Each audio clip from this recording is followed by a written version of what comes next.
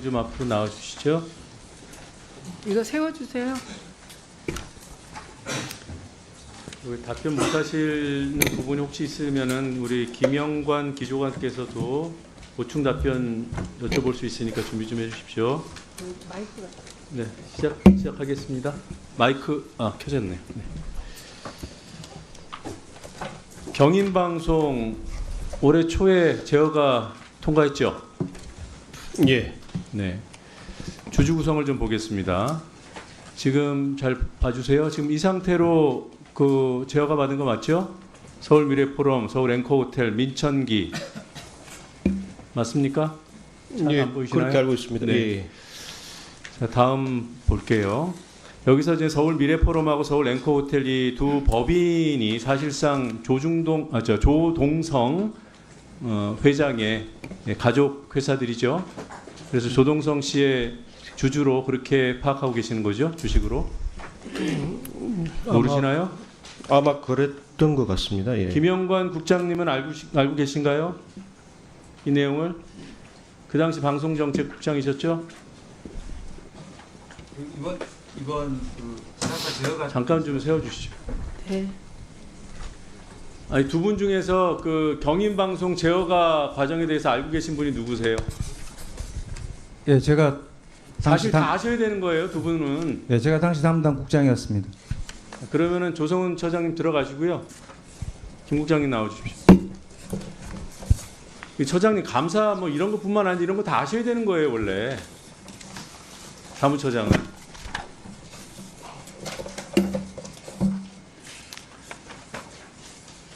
지금 누구한테 질문할지를 놓고 지금 1분 얼마예요? 1분 38초나 썼네. 아, 참나. 1분 18초인가요? 28초. 네. 이거 웃으면 안 되는데 이게 심각한 문제로 보고 질의를 드리겠습니다. 지금 특수관계인 조동성과의 특수관계인이 또 누가 있죠? 지금 주요 주주 가운데, 관계 제가 정확하게 기억은 못 하고 있습니다. 권혁철 그 주주는 특수관계 아닙니까? 그럼 아무것도 모르세요? 그냥 제가 일방적으로 얘기할게요. 들어가십시오. 권혁철 주주 잠깐 나오시죠, 증인님.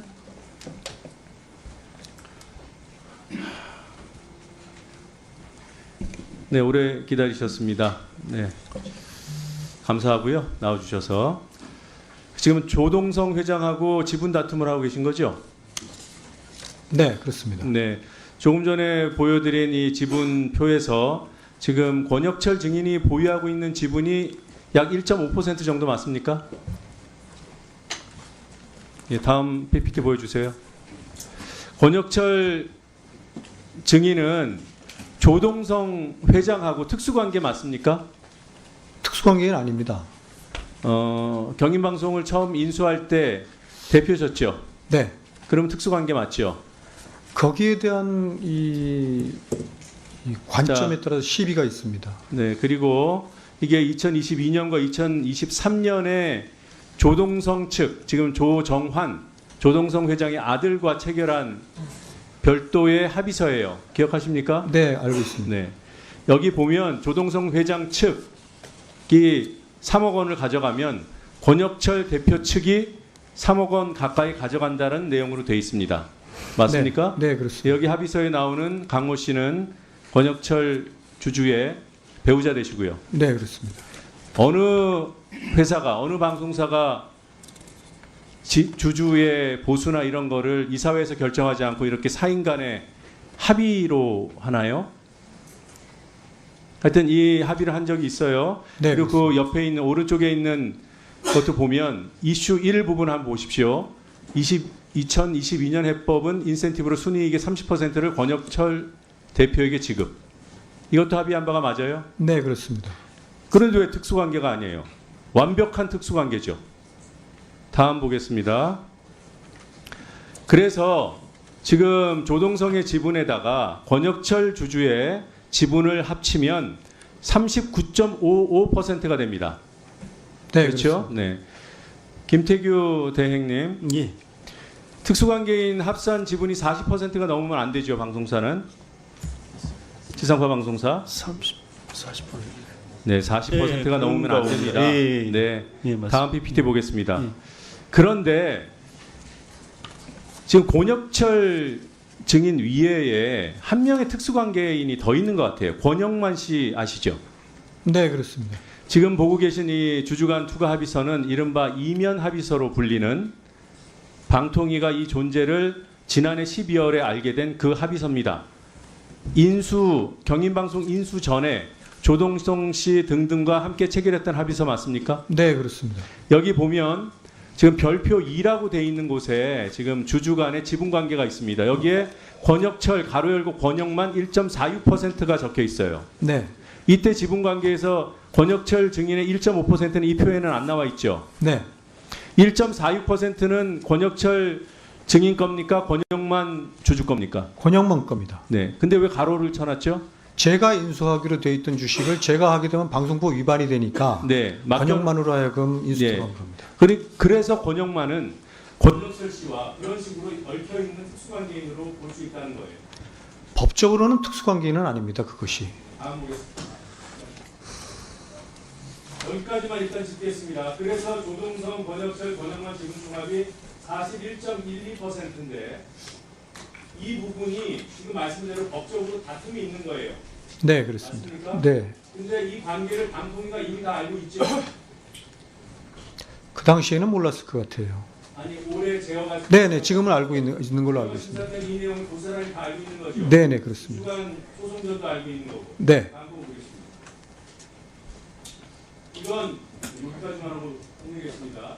이건 방통위가 올해 제어가 심사 끝난 다음에 지금 증인께 보낸 질의서예요. 여기에 대해서 조금 전에 하셨던 말을 하신 거예요. 네, 그렇습니다. 조동성, 권혁철 두 분의 지분을 합치면 39.55인데 여기에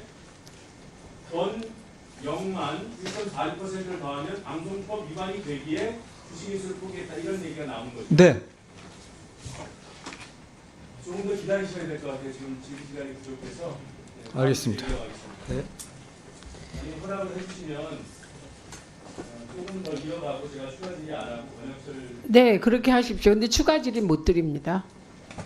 다음 통과는 안 하고 그 다음 통은 생기는 주시고. 네, 네. 네. 그러면 추가 질의 5분 지금 쓰십시오. 예. 자, 권혁철 증인. 예. 오래 기다리셨는데 너무 오래 계시게 하면 안 될 것 같아서 양해를 구했습니다. 네. 고맙습니다. 네. 다음 PPT 보겠습니다. 조금 전에 말씀드렸던 이면 계약서, 주주간 추가 합의서 이게 그 2021년 3월에 체결이 됐어요. 경인방송 네. 인수하기 전이에요. 그때부터 경인방송을 인수하면 어떻게 하겠다라는 그런 합의를 했던 거죠. 네. 그때 보면 권혁철 증인은 조동성 등으로부터 지분을 인수해서 16.11%가 되는 것으로 합의했던 거죠. 네. 그리고 그렇게 임명 계약을 해놓고 최대 주주 변경 승인, 그러니까 인수 승인을 받을 때는 이것이 아닌 이렇게 하기로 해놓고 이 40% 제한에 걸리지 않는 지분표로 승인을 받은 거죠. 네. 그럼 방통위를 속인 거 아닙니까? 그게 이제 그 최다액 출자자와 대표이사 간의 그 주식의 합의 40% 넘으면 된다 안 된다라는 그 이렇게 그 판단 안 하셨어요? 유권 해석이 달랐습니다. 네, 지금은 그런데 방통위가 안 된다니까 네. 그럼 그 시비에 휘말리지 말자 그런 차원에서 그렇게 그러니까 실상은 그럼 실제 권혁철 증인의 지분은 16.11이에요, 1.5예요. 16.11%죠. 그러니까 그 당시에 최대 주주 조동성과 우리 증인의 지분을 합하면 네. 실질적인 지분을 합하면 40%가 훨씬 넘네요. 그렇습니다. 들어가십시오. 네. 이렇게 이미 2021년 8월 경인방송을 이들 주주들이 인수해 갈 때 방통위는 속았습니다. 물론 속을 수 있죠. 자료를 보니까. 그런데 이 이면 계약서의 존재를 지난해 12월에 이미 알았어요. 그리고 조금 전에 보여드렸던 조동성 측과 권혁철 증인 측의 또 다른 합의서, 뭐 3대3 합의서로 불리는 겁니다.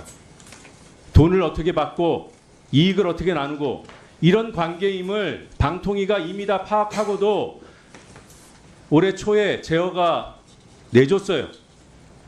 이게 얼마나 무책임합니까? 이게 지금 그래서 회사를 장악하고 있는 조동성 측이 얼마나 회사를 엉망으로 운영하고 있는지 단적인 사례를 좀 보여드리겠습니다. 다음 PPT 보시죠.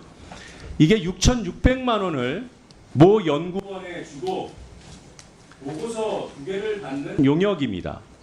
국가경쟁력연구원이라는 곳에 경인방송이 6,600만 원을 주는데 이 국가경쟁력연구원은 조동성 가족 기관이에요. 조동성이 보유하고 있다가 지금은 매제가 보유하고 있습니다. 여기에 돈을 주고 받은 보고서의 제목을 한번 보십시오. 국가경쟁력연구. 아니 방송사에서 국가경쟁력연구를 왜 해? 이런 의문을 갖고 그래도 뭔가 있나 하고 찾아봤더니 그 전에 이미 이 해당 연구원이 발행했던 보고서를 그대로 번역해서 요약한 거예요. 여기에 회사 돈을 줬어요. 다음 보시겠습니다. 대학 경쟁력 연구 요약 보고서. 이것도 똑같아요. 제목이 똑같아요. 원래 있던 이 연구원에서 만들었던 영문 보고서를 요약 번역한 겁니다. 제목 보십시오. 대학 경쟁력 연구 WURI 랭킹, 세계대학 영향력 랭킹 WURI. 아니 이게 방송하고 무슨 상관이며 왜 이미 한번 냈던 보고서를 이렇게 요약해서 내는 것을 용인하고 6,600만 원을 줬냐는 거예요. 이런 이 회사를 사유화해서 대주주가 전횡을 일삼고 있다는 것은 뭐 각종 인사에서도 드러나고 있습니다. 방통위는 그런데 제어가를 내줬어요. 다 알고도. 어떻게 할 겁니까? 그 지금 23년도 경인방송 조건부 제어가를 내면서 조건을 붙인 걸로 알고 있고 최다익 출자자 참여한 주주간의 계약과 관련해서 중대한 위법 사항이 있을 경우에 제어가 취소하기로 그렇게 조건을 네. 붙인 걸로 알고 있습니다. 네, 그래서 이거는 위법 상황으로 볼 수 있어요, 없어요? 지금 소송이 계속 중인 걸로 알고 있고 고소 고발도 지금 진행 중인 상태에서 저희들이 그 부분에 대해서 미리 나서서 말씀드리는 거는 나설 수 없다. 그게 규제기관이 할 소린가요? 당연히 수사 의뢰는 했습니까? 최소한 수사 의뢰는 해야 되는 거 아니에요? 고소 고발 결과가 오면은 그 부분을 감안해서 저희들이 엄정하게 판단하겠습니다. 그러면 문제가 있으면 서로 고소 고발하면은 규제기관의 제재를 안 받겠네요. 수사 중인 사건이고 또 수사 그다음에 중이게 만들면 소송 아무것도 안 하겠다는 거잖아요. 됐습니다. 그만 듣겠습니다.